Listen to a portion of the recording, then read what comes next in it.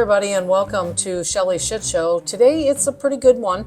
I haven't worn the hat in a while, and this one is worthy of the hat.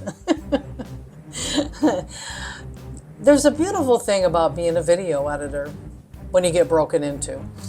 So this video is so much fun, and I'm going to hit play as we go here. And what had happened was my husband and I went to the gym, and when we went in, we came back out, somebody tried to break into our truck.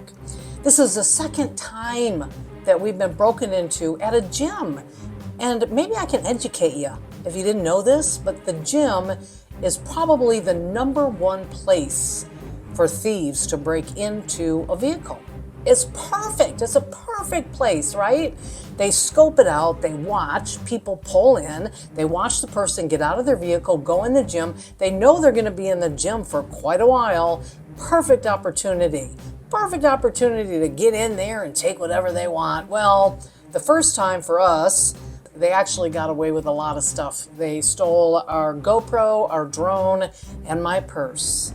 But man, talk about being violated. Well, the first time it happened, we did not have surveillance video. The gym, their cameras were not working. And we called the police and they decided to never show up. Because I'm guessing this kind of stuff is very low priority to them, so it's not a big deal. Well, it happened to be that we actually got surveillance tape, and I'm gonna roll on this as we go here. So you see the white car here pulling up. And of course, after going through all the cameras, I was able to say, "Whoo, here he is, here's our guy." So he pulls up and backs into a spot. And this is where I'm thinking, all right, classic here, I can get the plate. I stop it, and I'm thinking, this is the spot. I'm gonna get this plate number. I'm like bound and determined to get this plate number, thinking that with my video skills, I can get it. Unfortunately, I'm not going to spend money on software to get the plate number. So really kind of what I did was, as he's backing in, this is like a really good, I pause, and then I'm kind of going frame, but then I will zoom in. And as you zoom in, the footage, unfortunately, with surveillance cameras, unless they spend a lot of money on them, the footage really isn't that great. This footage isn't that bad. This was around 10 o'clock in the morning, so it was overcast. It wasn't real bright. And I'm thinking for sure when I first saw this that I could zoom right in and get this, and unfortunately, that's not the case. So I zoom in, and I scoot it over, and I come down, and then I even get my lovely magnifying glass, and I swear it's like I can see A3. And I'm so like, that's it. I mean, we tried everything to get the plate on this car. No can do. Close though. And then of course he backs all the way into the bush. But okay, now here we go. Now I can see the guy. There he is. Here's my guy. He backs up into the bush, and I don't think he planned that. I don't think he's that smart. So now the plate's not visual at all, which is a really big bummer, because if that plant wasn't there, the frame would have been still, and I probably could have gotten a cleaner image of that license plate. Because you can see the other one, but even still with that one, I have a hard time reading that one. I can get pretty good with that one. But so anyway, so the guy gets out, and you can see him clearly. He has a logo on his shirt. He's wearing one of the marine type looking hats. He's glasses on. He's looking around. He actually, I believe he has a tool in his hand at this point. So this is the actual width. This is the actual frame, the original frame before zooming in. And you can see it really looks clean enough where I could get a good clean shot, but it didn't, just, no. But anyway, now here we come. So he's sitting there, and here we are. We're driving on down the road, and look, he's watching us drive right on by. And of course, we're clueless. We're just going to the gym. You're looking around. Here we come. Gonna go get our spot. And then he starts looking in this guy's car. He's right at the front of the building. I mean, come on. He's feeling around in his pockets, kind of acting like I don't know what. So here we come. Now this footage, unfortunately here, this camera was blurry. And so this is where we end up parking. And he's still watching us, okay, watching, looking around, just waiting, That's all he's doing. He targeted our. I don't even know why he targeted our truck. Is an old piece of crap, but here we come. We're walking out, and then, boom, that's it. We're walking into the gym. You can see our little legs as we walk into the gym, and here he goes. He's headed off to get over to our vehicle. And there we are, walking in, no clue whatsoever.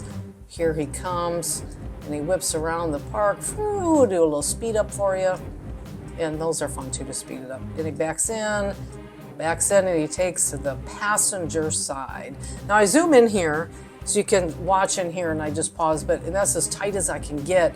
I'm sure I could get a little tighter, but there's really no point in getting any tighter on the subject, because at this point it's so distorted. I mean, it's fuzzy, and this camera, like I said, was fuzzy to begin with, but so now it's pretty, you can't really see much at all, but we obviously know from the video that he targeted our truck, waited for us to go inside the gym, deliberately pulled around and parked right next to us, and was sunken behind her thing. And if you watch really closely here, you can see as he backs in, and I have the distance shot, see it's like not so bad here, but you can see his little head. If you look really close here, you can see his little head right in there, right up in there. His little head was popping up, and then he didn't spend much time at all. Maybe something spooked him.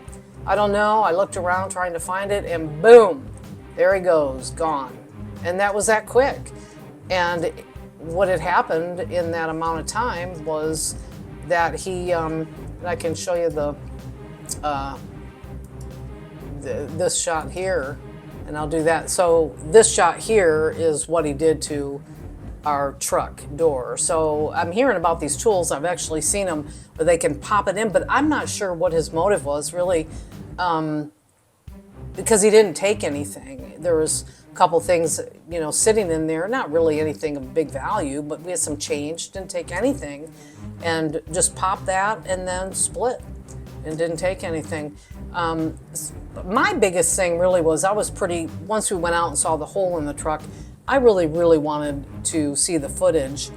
And of course, the cops were called, and they came out, and we had a lady come out, and she did fingerprints and couldn't get a good print off the door. So anyway, no prints, but they did take a report, and there was a couple still images taken from a phone from the surveillance video, which really didn't look that good. So I went home and did this, and I really actually felt like I was going to be able to get that plate, and I'm not giving up yet. And maybe, I don't know, maybe somebody out there has some tips without spending a ton of money on software to read the plate. Because if you look at this one right here, this plate here, you could probably, I can,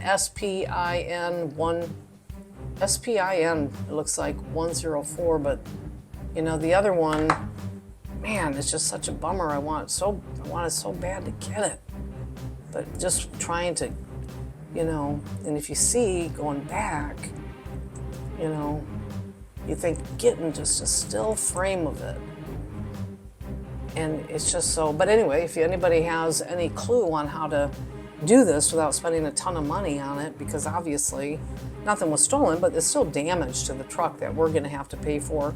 My husband's going to have to replace.